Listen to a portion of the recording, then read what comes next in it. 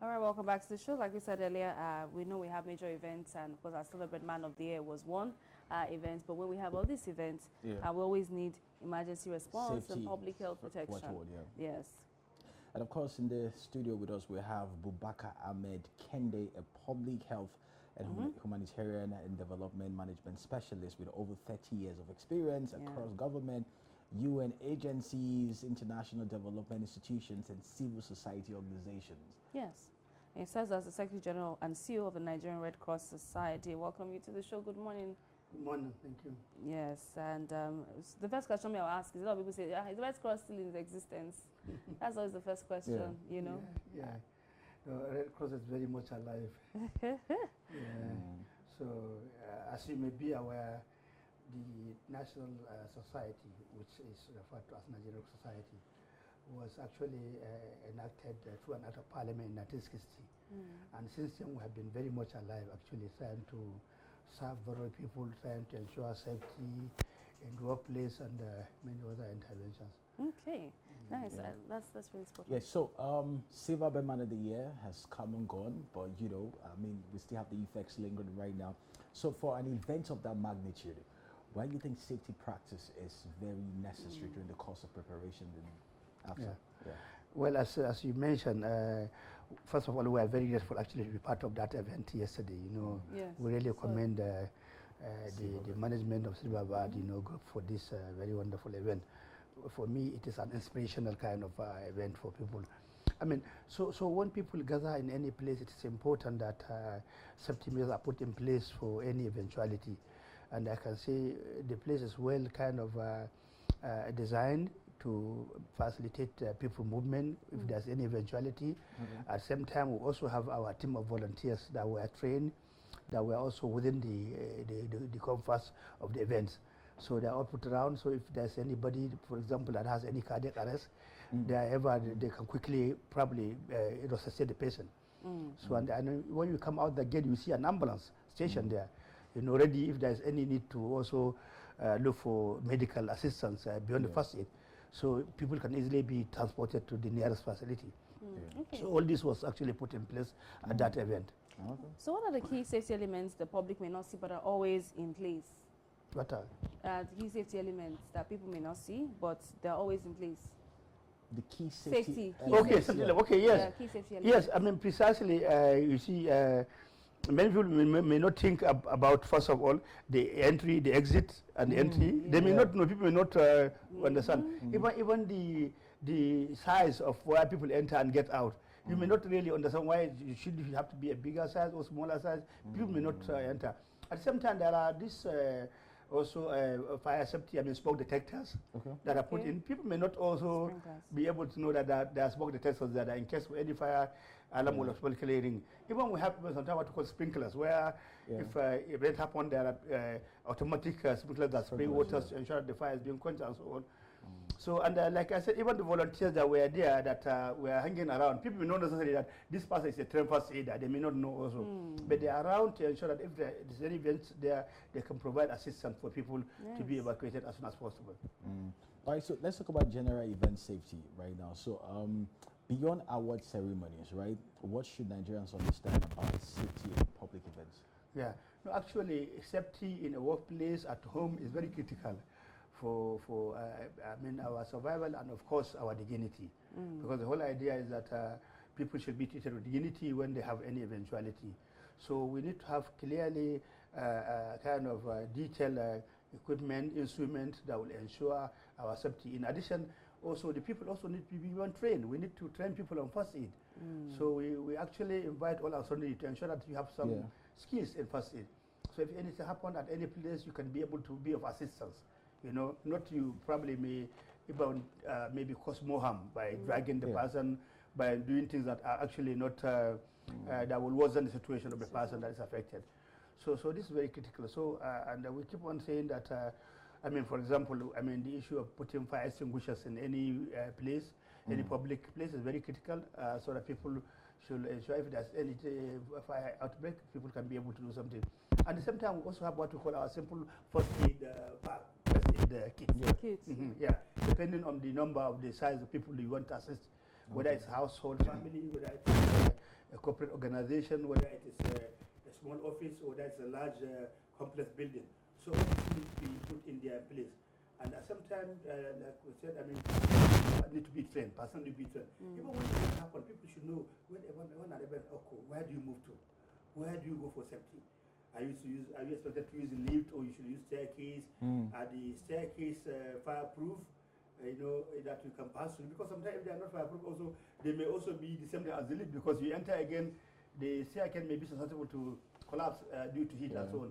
So all this we need to ensure that they are actually put in place, and we do conduct even drills for people to understand that in case of eventuality, you can conduct a drill and people should be able to know. I mean, I'm talking of a dry run, so that people should know, not to only wait until when the situation happens. Yes, because although many people see Red Cross only as a disaster organization, but even during peacetime, you need Red Cross, because the idea is to train people, give them skills, what to do. I mean, let them be aware of the danger surrounding their environment and what action they should take in case of any eventuality. Okay. Sorry, you mentioned drills, yeah? So how prepared, how important is when it comes to first aid, when it comes to drill? Because we just heard news about the NSDC trying to conduct a routine drill. They ended up losing a particular officer's life. So I mean, and in my head, I'm like, what really happened? Were they not prepared, for that situation when it comes to first aid and all of that? Yeah, well, the drill actually is a practice. Yes, and for me, I feel it is a common phenomenon. Sometimes when you are practicing, you have somebody injured.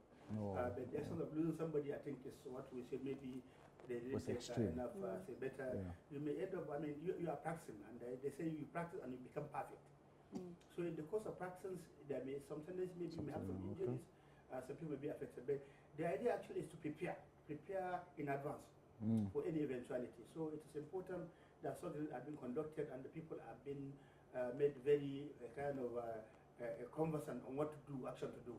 Because when there are no drills being conducted, people tend to forget. Even if you give them training and then you do not practice, how do they get to safety? I mean, a good example is like what happened I mean, in the case of cantonment during the bomb blast that our chairman gave a kind of story yesterday, I mean, history. What happened. So people are not aware. So instead of people going away from the areas that have been affected, they tend to go to the lagoons. And the lagoons were worse than they said. So I think that's the essence of it. So for me, I really appreciate and encourage all organizations, I mean, including NSCC, as you mentioned, for really taking that initiative. That let people be properly kind of trained so that they can escape safely and provide assistance to people that need.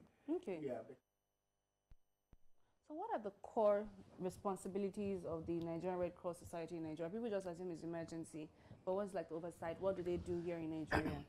Well, the 1960 Act of Parliament that established the Red Cross Society, gave it a mandate. The mandate was that we should serve as auxiliary to the government. So all efforts we are doing are intended to complement the government efforts, because responsibility for citizens and welfare of general population actually lies in that of government. So we are to complement government in areas of humanitarian assistance, disaster operations, and of course also health and social welfare. This are clearly stated in the Act of Parliament. So this is what we do. So like I mentioned, since even before our establishment, we were a branch of British Red Cross during the colonial masters. So we had an event in 1917 when after the First World War, where we organized a fundraising event for victims of First World War. Many non-Nigerian people also served in the army. So, but since our independence, we have been working towards providing assistance to people affected by disasters, epidemics, floods, climate change, and so forth and so forth. So, but what is critical also that we also undertake silent interventions that are not we're not waiting until the big disaster happen. For example, we have our membership across school units. Today we have about 1 million volunteers, and when you go to schools, you see young people being dressed in our uniform. The idea is that they are trained in first aid, they know basic first aid. They are also trained in basic sanitation, hygiene and sanitation. You need to do this to ensure that you need to have a clean environment. So all this we do. Then as the time you grow, then now you become a full-fledged first aider. You are given specific training on areas that you may be interested in assisting people. So is it you want to do evacuation, you want to do early warning system? I mean, we have membership across all professionals, all cadres, journalists, I mean, engineers, accountants, lawyers, jurists, medical doctors. We have across all cadres. So the whole idea is that people be given additional training on how they can provide assistance. And at the end of the day, actually, the issue of volunteerism. Okay. Your service is purely voluntary. Yes, you are not expecting any pay. You have made commitment, to serve your fellow women, to assist those people who need your service without any desire for gain or favor. So that is really what is critical for our work. All right. So while I was growing up, I remember we used to have this biscuit container, where inside that biscuit container wasn't biscuits in there though. We had drugs. We had first aid. It was more like that's our first aid kits. Yes. And I realized that we're now in the 21st century, 2026. You don't get to see that in most homes this day. So how important is first aid awareness amongst everyday citizens? No, I tell you, I really want to thank you for this question, and also thank particularly the media people for helping us promote the issue of importance of first aid. I mean, our name actually is synonymous with first aid. Because the moment you see first aid, the Red Cross, any vehicle, you assume that yes, you can get first aid. So it is very critical for people to be aware of what to do during any event, any emergency. You don't necessarily have to be maybe our member or a volunteer, but it's important as an individual that you know the simple action to take to prevent situation from becoming worse. That's what it means. You are having a simple fracture, a compound fracture, having bleeding, you are having a road accident, whatever it may be. It is important for people to be kind of trained and prepared really to provide assistance to prevent the injury or the situation from becoming worse. So this is very critical. And like we said, those days maybe we are not in digital world. Today we're in digital world, so maybe we're advancing now. Yes. We provide a website where you can easily go and see what you need to take action. But in the segment also, we are available to go to corporate organizations, even individuals. As an individual, if you want to be trained to whatever level of first aid, we will give you that opportunity. We charge little fees for training individuals and corporate organizations for their entrance. But the fees actually is intended just to invest, not meant for profit, just to invest whatever we get into the humanitarian services. So that's what we do. So I really want to use the opportunity to call all and sundry that are interested really for this first aid to come on board, and we are available. We have our offices or membership across 774 local governments, 36 states and FCT.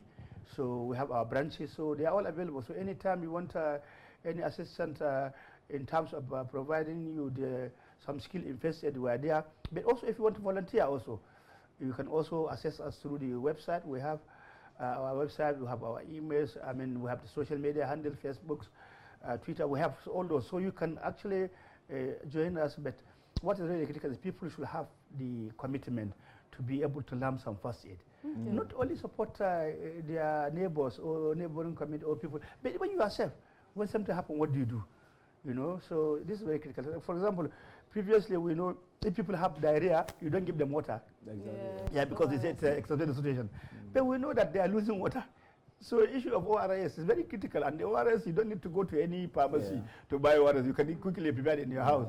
It's salt and sugar, so you just have, So these are the simple things that we feel that people should really know. And like you said, I really like it that we have this intervention previous like this, and that's why we're trying to catch people right in school, so that people should know that, look, we can do something to save the environment, especially today where the world is becoming very much polarized. What do I call it? Concerning a lot of incidents, insurgencies. Disasters used to happen. That's the question I was going to ask you now. You already answered the question about insurgency and what the Red Cross doing, because I know there's so many. You hear about killings here and there, and there's a lot of displaced people, especially in the north. How is Red Cross responding to that? And what are the biggest human priorities now? My sister, may I tell you, the issue of insurgency and banditry and kidnapping is beyond the nose. It's across the board, it's all over. Only that they are not very much pronounced. They are not, you know, but I tell you today, I don't think any part of our country is that safe and secured. Exactly. We are also susceptible to so many incidents. So, but Red Cross is based in collaboration with its partners and sister agents of government. Okay. The military, the relevant ministers, NEMA, Ministry for Humanitarian Affairs, I mean, and other related agencies. I mean, we talk about the military, the civil defense, police, and road safety. So we're collaborating actually in trying to provide assistance to people affected.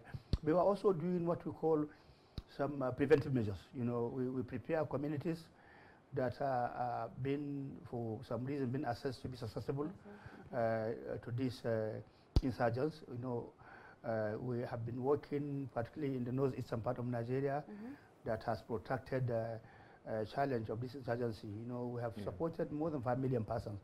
And I also want to assure you that we will continue, we will not relent on this. Even though we also lose some people, some of our volunteers, they lose their life in the course of assisting others. But that has never deterred people actually from coming to volunteer and be ready to serve people. So we are all over. So this question is for you. Having served in the Red Cross in different capacities over decades, you know, what does leading the organization at this stage actually mean to you?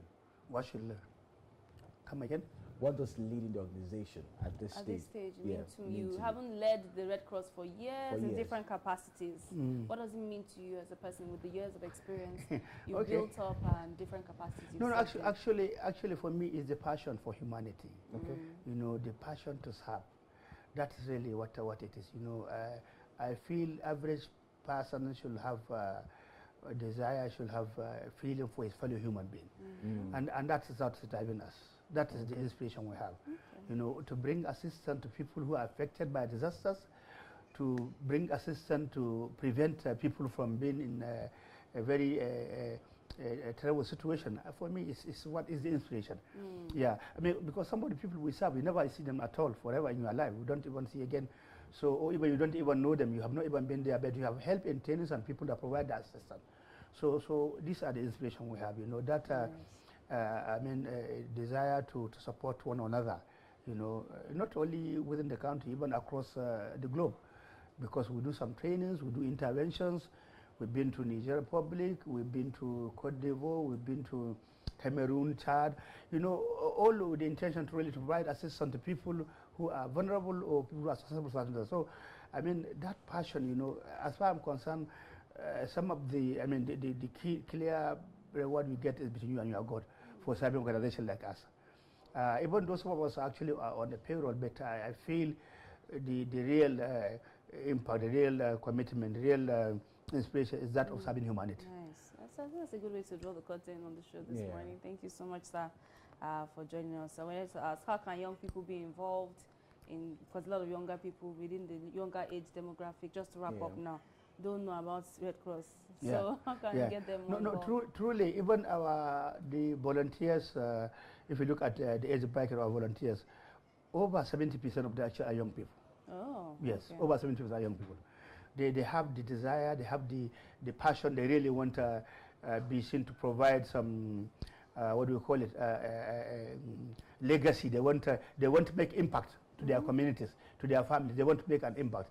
So, irrespective of their level of economy, they want to see that they are able to impact to the life, to the community that they are living in.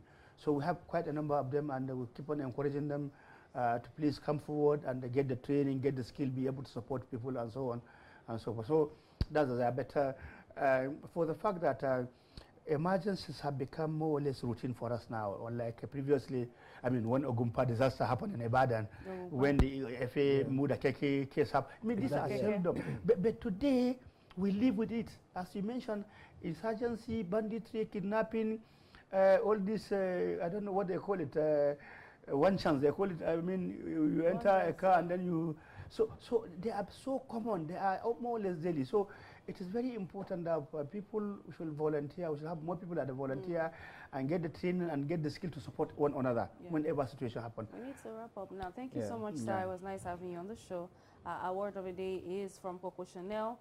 the most courageous act is still to think for yourself aloud, and knowing that safety also is invisible when it works, but invaluable when it's needed. And you know, celebrating excellence on the grand stage is important to also remember that these are all the important factors that help to make a successful event that we had yesterday. Thank you so much, sir, for coming on the show. Thank you very much. Thank you very much, Robert. All right, this is where we say our goodbyes. We'll see you tomorrow, but of course we'll be running through with our Man of the Day that took place yesterday, bits and pieces of the beautiful event for you to rewatch. And of course, you can follow the conversation and also join us live at celebritv.com/live. So have a beautiful day. Bye-bye.